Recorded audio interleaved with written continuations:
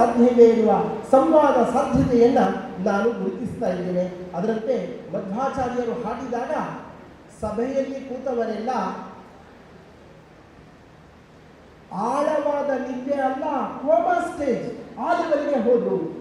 ಜನ ಸುತ್ತಿದ ಅನುಪಮ ಗಾನ ಸಂಪದ ಎನ್ನುವಂತಹ ವಿವರಣೆ ಇದೆ. ಮಾನವನ ಯಾವುದೋ ಧ್ವನಿ ಯಾವುದೋ ಒಂದು ಪಿಚ್ಚನ್ನು ಮುಟ್ಟಿದಾಗ ಅದು ಸಂಮೋಹನವನ್ನು ಉಂಟು ಮಾಡ್ತದೆ, ಒಂದು ನಾದ ಚಿಕಿತ್ಸೆಯನ್ನು ಮಾಡ್ತದೆ, ನಮ್ಮ ಮಿದುಳುಗಳಿಗೆ ಒಂದು ದೀರ್ಘಕಾಲೀನ ವಿಶ್ರಾಂತಿಯನ್ನು ಕೊಡುತ್ತೆ. ಆ ವಿಶ್ರಾಂತಿಯ ನಂತರ ಎದ್ದು ಬಂದಾಗ ಅಪ್ರತಿಮವಾದ ಶಕ್ತಿಯನ್ನು ತುಂಬುತ್ತೆ ಅಂತ ಹೇಳಿದ್ರೆ ಸಾಧ್ಯವೇ ಇಲ್ಲ ಅಂತ ಯಾವ ಧೈರ್ಯದ ಮೇಲೆ ಹೇಳ್ತೀರಿ? ಒಂದ ಅಲ್ಲ ಅಂತ ಪ್ರೂವ್ ಮಾಡಿ, ಇಲ್ಲ ಹೌದು ಅಂತ ಪ್ರೂವ್ ಮಾಡಿ. ಒಂದಲ್ಲ, ಹತ್ತಲ್ಲ, 13 ಅಲ್ಲ, 100 ಪೇಟೆಂಟ್ಗಳನ್ನು ಗಳಿಸಲಿಕ್ಕೆ ಸಾಧ್ಯವಾಗುವಂತಹ ಸಂಪನ್ಮೂಲಗಳು ನಮ್ಮ ಪ್ರಾಚೀನ ಇತಿಹಾಸಗಳಿವೆ. ಎಲ್ಲೋ ಮಣ್ಣಿನ ಗಡ್ಡೆಯಲ್ಲಿ ಶಿಲೆಯ ಪ್ರತಿಮೆ ಅಡಗಿದಾಗ ಇದರಲ್ಲಿ ದೇವರು ಇದ್ದಾನೆ ಅಂತ ಯಾವ ಎಕ್ಸ್ರೇಯಿಂದ ನೋಡಿದ್ರು, ನೆಲದಲ್ಲಿ ಇರ್ತಕ್ಕಂಥ ಚಿನ್ನವನ್ನು ಹುಡುಕ್ತಿದ್ದೇನೋ ಕುಯ್ಯನ್ನು ಮಿಷಿನ್ ತಂದಿದಾರಲ್ಲ ಅಂಥದ್ದೆಲ್ಲ ಇಟ್ಕೊಂಡಿದ್ರ ಮಧ್ವಾಚಾರ್ಯರು. ಯಾವ ತಂತ್ರಜ್ಞಾನ ಅದು? ಈ ರೀತಿಯಾಗಿ ಇಡೀ ಮಧ್ವ ವಿಜಯವನ್ನು ನೋಡಲಿಕ್ಕೆ ಅವಕಾಶ ಉಂಟು. ಕೈಯಲ್ಲಿ ಔಷಧಿ ಅಂದರೆ ಬೀಜಗಳನ್ನು ಹಿಡಿತಾರೆ, ಹೆಸರು ಕಾಳುಗಳನ್ನು, ಒಂದು ಸೂಕ್ತವನ್ನು ಹೇಳ್ತಾರೆ, ತಕ್ಷಣದಲ್ಲಿ ಅದು ಮೊಳಕೆ ಆಗುತ್ತೆ, ಗಿಡ ಆಗುತ್ತೆ, ಹೂ ಬಿಡುತ್ತೆ, ಕಾಯಿ ಬಿಡುತ್ತೆ ಅಂತ ಹೇಳಿದರೆ ಸ್ಪೀಡ್ ಜರ್ಮಿನೇಷನ್. ಮುಂದೆ ಕಾಯಿ ಬೇಡ ನನಗೆ, ಮುಂದೆ ನೋಡ್ಕೊಳ್ಳೋಣ. ಇಮ್ಮಿಡಿಯೇಟ್ ಜರ್ಮಿನೇಷನ್, ಇಂಪ್ರೂವ್ಮೆಂಟ್ ಇನ್ ಜರ್ಮಿನೇಷನ್, ಇಷ್ಟಾದರೂ ಪ್ರೂವ್ ಮಾಡಿದರೆ ನಮ್ಮ ಕೃಷಿಕರು ಬದುಕಿಕೊಳ್ತಾರೆ.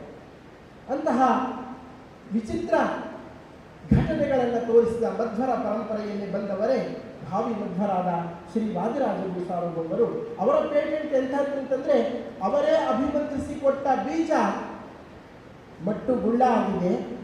ಮಟ್ಟುಗುಳ್ಳ ಅಂದರೆ ಚಪ್ಪರಿಸಿ ಹೊಡೆಯುವಂಥ ತರಕಾರಿ ಅಂತ ಅನ್ಕೋಬೇಡಿ, ವಿಷ ಪರಿಹಾರಕವಾದ ಔಷಧಿಯಾಗಿದೆ. ಅದು 500 ವರ್ಷಗಳ ಪೇಟೆಂಟ್. ಅದು ಯಾರು ಅದನ್ನು ಬೀಟ್ ಮಾಡಲಿಕ್ಕೆ ಆಗಿಲ್ಲ. ಅದು ರಾಜರ ಹೆಸರಿನಲ್ಲೇ ಉಳಿದಿದೆ. ಅದರಂತೆಯೇ ಅವರ ಪರಂಪರೆಯಲ್ಲಿ ಬಂದಂತಹ ಸ್ವಾಮಿಗಳವರಿಗೆ ಮಾತ್ರ ಗೊತ್ತಾಗುವಂತಹ ಒಂದು ವಿದ್ಯೆ ಹಯಗ್ರೀವ ತೈಲ ಅಂತ. ಗುರುಗಳೇ ಅದನ್ನು ಮಾಡಬೇಕು, ಭಕ್ತರಿಗೆ ಪ್ರಸಾದ ರೂಪದಿಂದ ಕೊಡ್ತಾರೆ.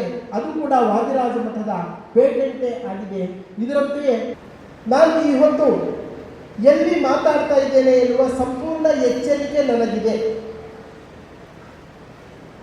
ರಾಷ್ಟ್ರೀಯ ಹಾಗೂ ಅಂತಾರಾಷ್ಟ್ರೀಯ ಮಟ್ಟದ ಪ್ರತಿಭಾಶಾಲಿಗಳೊಂದಿಗೆ ಸ್ಪರ್ಧಿಸ್ತಾ ಸಾಕಷ್ಟು ದಾಖಲೆಗಳನ್ನು ನಿರ್ಮಿಸಿರುವ ವಿವರಗಳನ್ನು ನಿಮ್ಮ ಪ್ರಾಂಶುಪಾಲರುಗಳು, ಡೀನ್ಗಳು ಇಷ್ಟು ಹೊತ್ತು ಹಂಚಿಕೊಂಡಿದ್ದಾರೆ ಸಭೆಯಲ್ಲಿ. ಸ್ವಾಮಿಗಳವರನ್ನ ಕೇಳಿದೆ, ಪೇಟೆಂಟ್ ಇದೆಯಾ ಈ ಸಂಸ್ಥೆಗೆ ಅಂತ. 13 ಸ್ವಂತ ಪೇಟೆಂಟ್ ಇವೆ ಈ ಸಂಸ್ಥೆಗೆ ಎನ್ನುವ ಹೆಗ್ಗಳಿಕೆಯನ್ನು ಬಹಳ ಹೆಮ್ಮೆಯಿಂದ ಸ್ವಾಮಿಗಳವರು ನಮ್ಮೊಂದಿಗೆ ಹೇಳಿದ್ದಾರೆ. ಆದರೆ ಈ ಪೇಟೆಂಟ್ ಪರಂಪರೆ ಬರೀ ಪ್ಯಾಂಟು, ಶರ್ಟು, ಕೋಟು, ಟೈ ಹಾಕಿದವರಿಗೆ ಇರುತ್ತೋ, ಇಂತಹ ಕಾವಿ ಉಟ್ಟವರಿಗೂ ಇರುತ್ತೋ ಎನ್ನುವಂತಹ ಪ್ರಶ್ನೆಯನ್ನು ನೀವು ಇದುವರೆಗೂ ಕೇಳದಲೇ ಇದ್ದರೆ ಇವತ್ತು ಕೇಳಲಿಕ್ಕೆ ಶುರು ಮಾಡಿ. ಆ ಪೇಟೆಂಟ್ ಇನ್ನೆಲ್ಲ ಕಡೆಯೂ ಇರಬಹುದು, ಆದರೆ ಆ ಪೇಟೆಂಟ್ ಯಾವ ಮಹನೀಯರ ಹೆಸರಿನಲ್ಲಿ ಈ ಸಂಸ್ಥೆ ಇದೆಯೋ ಅಂತಹ ಮಧ್ವರ ವಿಚಾರದಲ್ಲಿ, ವಾದಿರಾಜರ ವಿಚಾರದಲ್ಲಿ ಜಗತ್ತು ಊಹಿಸಲಾರದ ವೈಜ್ಞಾನಿಕ ಸತ್ಯಕ್ಕೆ ನಿಲುಕುವ, ಇಂದಿಗೂ ಪ್ರತ್ಯಕ್ಷವಾಗಿ ನೋಡಲಿಕ್ಕೆ ಕುರುಹಗಳನ್ನು ಉಳಿಸಿರುವಂತಹ ಸಾಧನೆಗಳು ಏನಿವೆ ಅನ್ನೋದನ್ನು ಹೇಳ್ತಾ, ಸ್ವಾಮಿಗಳಾಗಿ ಸ್ವಾಮಿಗಳು ಮಾತಾಡೋದನ್ನೇ ಮಾತಾಡಬೇಕಾದ್ದನ್ನೇ ಮಾತಾಡಿದರು. ಅದರ ಜೊತೆಗೆ ವಿಜ್ಞಾನಿಗಳು ಕೂಡ ತಲೆ ಕೆಡಿಸಿಕೊಳ್ಳುವಂತಹ ವಿಷಯಗಳು ಇಲ್ಲಿವೆ ಅನ್ನೋದನ್ನು ಮಾತಾಡಿದರು ಅನ್ನೋದನ್ನು ನೀವು ಹೊರಗೆ ಹೋಗಿ ಹೇಳಬೇಕಾಗಿರೋದ್ರಿಂದ ನಾನು ಹೇಳುವ ವಿಚಾರಗಳನ್ನು ಚೆನ್ನಾಗಿ ಕೇಳಿಸ್ಕೋಬೇಕು ಅಂತ ಅಪೇಕ್ಷೆ ಪಡ್ತೇನೆ. ಒಂದನೇದು, ಇಲ್ಲಿ ವಿಜ್ಞಾನ ಆಧಾರಿತ ಸಂಸ್ಥೆಗಳೇ ಜಾಸ್ತಿ ಇರೋದ್ರಿಂದ ಅದು ಆರೋಗ್ಯ ವಿಜ್ಞಾನವೂ ಆಗಿದೆ, ತಾಂತ್ರಿಕ ವಿಜ್ಞಾನವೂ ಆಗಿದೆ, ಅದರ ಜೊತೆಗೆ ಇತರ ವಿಜ್ಞಾನಗಳ ಕೆಲವು ಬ್ರಾಂಚ್ಗಳು ಇನ್ನೂ ಮುಂದೆ ಆಗಲಿಕ್ಕಿವೆ ಈ ಸಂಸ್ಥೆಯಲ್ಲಿ.